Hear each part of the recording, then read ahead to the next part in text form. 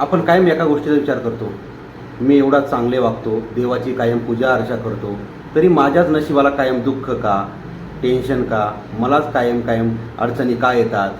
तर यामुळे आपण देवाच्या अस्तित्वावरही प्रश्न निर्माण करतो. तर यासाठी मी आपल्याला एक कथा सांगत आहे. तर कथेचं नाव आहे भाग्यवान गडा. असाच एकदा संतांचा मेळा भरला होता. त्या मेळ्यामध्ये कुणीतरी एका सज्जनाने एक गंगाजलाने भरलेला माठ आणून ठेवला. त्या माठामध्ये गंगाजल होते. ज्या कुणाला संत महात्म्यांना तहान लागेल तर तो संत महात्मे त्या माठातील गंगाजल घेऊन पिऊ शकत होते.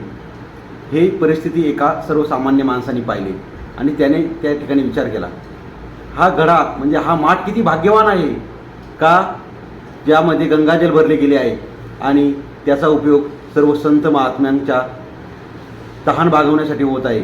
म्हणून तो माणूस स्वतःचा हेवा करू लागला.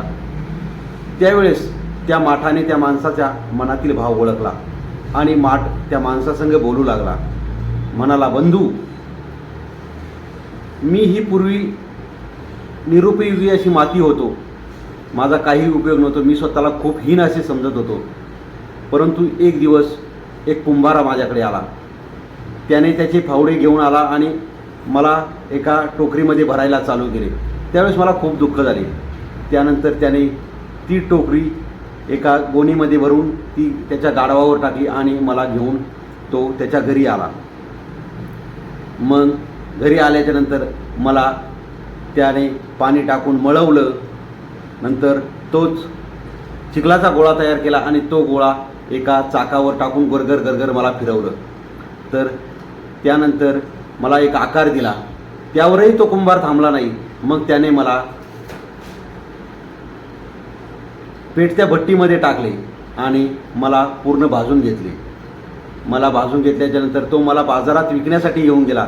त्या ठिकाणीही लोक यायचे आणि मला वाजून पाहायचे आणि वाजून पाहून कुणी ठेवून द्यायचं तर कुणी माझी किंमत 20 रुपये, 30 रुपये, 50 रुपये अशी करत असत. मी विचार केला, एवढं मी हीन होतो, मला एवढं घरी घेऊन आला, मळवलं, घडवलं, भाजवलं, आताही लोक वाजून पाहत आहेत आणि तरी माझी किंमत तेच लोक ठरवत आहेत. याचे मला फार दुःख होत होते.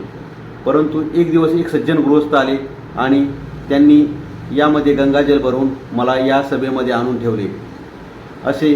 परंतु मी देवाचे फार आभार मानू लागलो आता. कारण पूर्वी ज्यावेळेस तो कुंभार माझ्याकडे फावडे घेऊन आला, ही एक देवाचीच कृपा होती.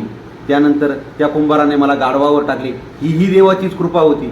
त्यानंतर घरी घेऊन आल्याच्यानंतर मला पाण्यामध्ये मळले, ही एक देवाचीच कृपा होती. त्यानंतर चाकावर टाकून घराघरात फिरवली, ही एक देवाचीच कृपा होती. त्यानंतर मला घडवल्याच्यानंतर मला पेटत्या भट्टीमध्ये टाकली, ही पण एक देवाचीच कृपा होती. अशा पद्धतीने देव माझ्यावर कृपा करत करत करत गेला आणि मला तयार केले आणि शेवटी बाजारात आणून एक सज्जन मला घेऊन गेले आणि त्यामध्ये गंगाजल भरून मला या सभेमध्ये आणून ठेवले. जशी जशी देव माझ्यावर कृपा करत गेला तसं तसं मी कडक होत गेलो आणि व्यवस्थित या जागेवर येण्यासाठी तयार होत गेलो. तसेच देवही आपल्याला कुठेतरी एक चांगली ठिकाण देण्यासाठी किंवा एक चांगले काम देण्यासाठी घडवत असतो. त्यामुळे त्या गोष्टींचे आपण वाईट न वाटता आपले चांगले कर्म करीत राहावे. जसे आपण एखादी मोटरसायकल एखाद्या माणसाला चालवता येत नसेल तर त्याकडे आपण मोटरसायकल पण देत नाहीत.